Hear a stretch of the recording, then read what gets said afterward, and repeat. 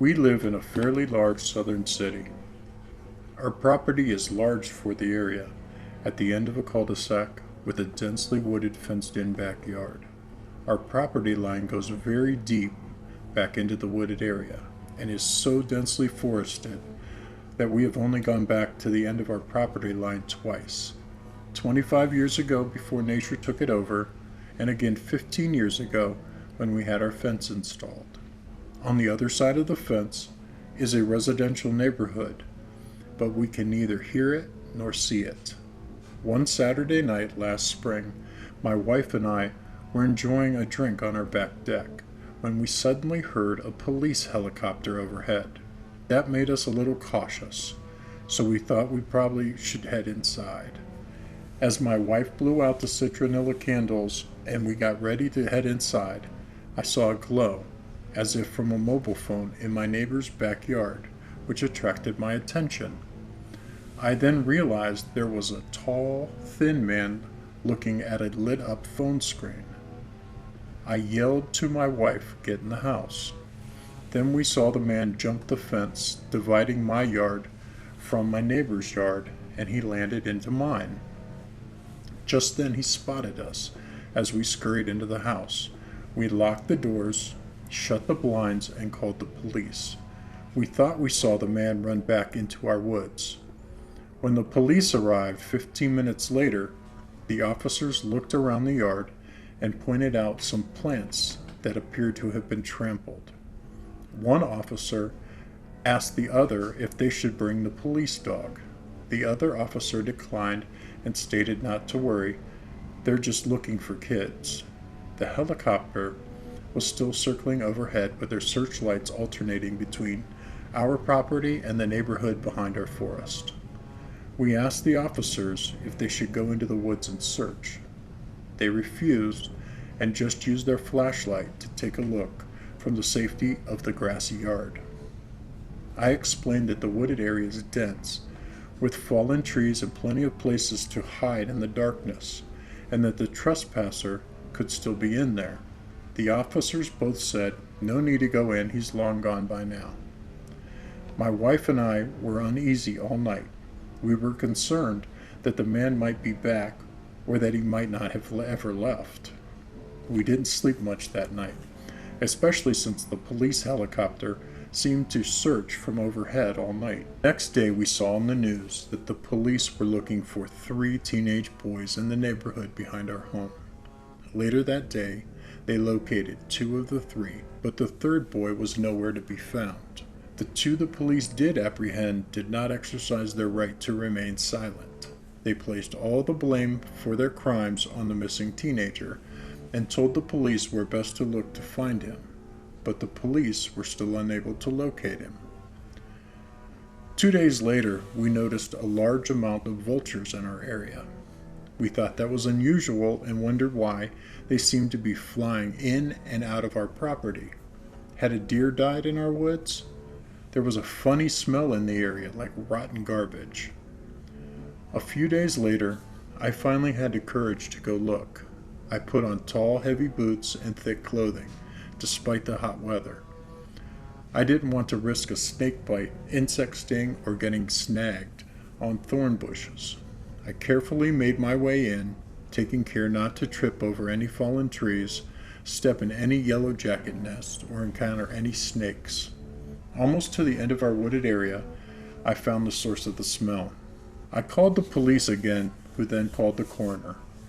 They were unable to determine a cause of death because the body of the missing teen boy had been there too long. I still wonder, had the police searched further into the woods that night, would they have found him injured and been able to rescue him, or did his accomplices end his life back there and then pin the blame on him?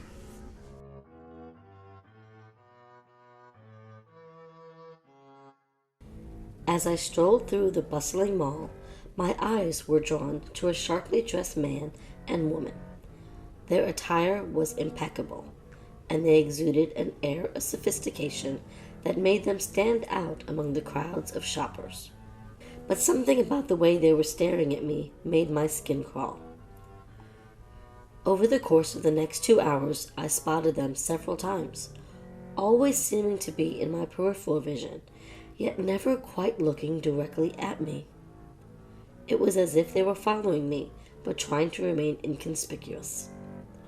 Despite their apparent friendliness, a sense of unease began to settle in the pit of my stomach. I managed to make it home without incident, but my nerves were on edge. It wasn't until 2 nights later, as I was preparing for bed, that my fears were realized. A glance out the window revealed the same woman standing just inside the tree line of my property. Her eyes fixed on me with an intensity that made my blood run cold. At first, I tried to convince myself that it was just my imagination. But the next night, the man and woman appeared in my backyard. They were watching me with a level of scrutiny that left me feeling exposed and vulnerable. I knew I had to take action, so I called the police. As they combed through the woods behind my house, my heart was pounding with fear. When they finally discovered the two lurking in a tent in my woods, my worst fears were confirmed. These strangers had been stalking me, watching my every move, and I had been completely unaware.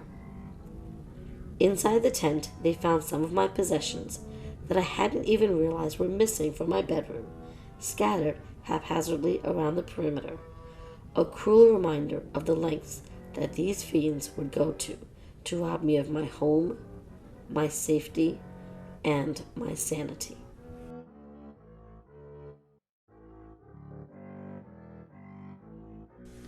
We live on a secluded farm that spans 700 acres of land. The only thing we can see from our house is the barn, and that's through a dense patch of woods. The woods are small, only about a third of an acre, but they are dark and eerie. I was born and raised on this farm, and I know every inch of these woods. Our closest neighbor, Dan, lives 4.5 miles away. He's the only person we ever see around here. 2 years ago, something happened that still haunts us to this day. Something that we can't explain or forget. Something that made us fear our own land. It started with a single tree. One morning, we woke up to find a huge smiley face carved into its bark and painted with white paint.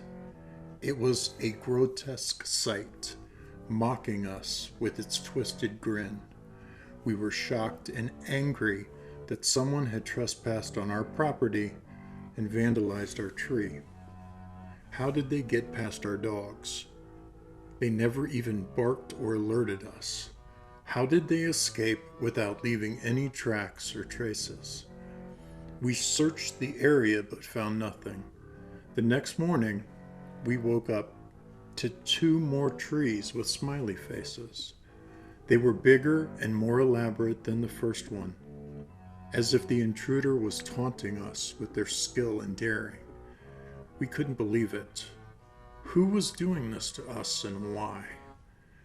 We called the police and filed a report. The sheriff came and took pictures of the 3 trees. He said he would look into it, but he didn't seem too concerned. He said it was probably some kids playing a prank. We didn't think it was funny at all.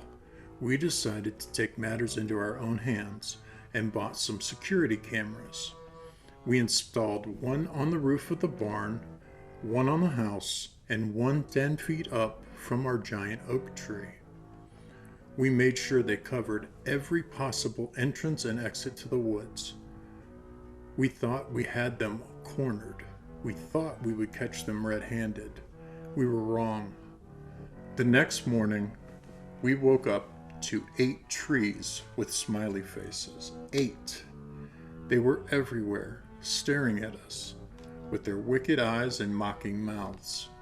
They looked like they were laughing at us, at our helplessness and fear.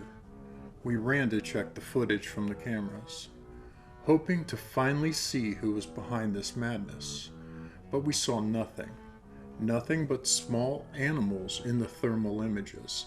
Nothing but fog covering the woods at 1:15 in the morning. Nothing but 3 shadows darting back and forth among the trees on the camera on our giant oak tree. Shadows that had no heat signature. Shadows that came from nowhere and vanished into thin air. We were terrified. We called the police again, but they said they couldn't do anything without evidence or suspects. They said it was probably just a glitch in the cameras or a trick of the light.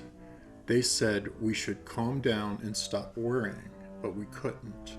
We couldn't sleep at night, knowing that something was out there in the woods, watching us, waiting for us. We couldn't look at those trees without feeling a chill down our spines. We couldn't shake off the feeling that we were not alone on this farm. We never found out who or what did it. We never saw them again, but we never forgot. We left the smiley faces on our trees as a reminder, as a warning.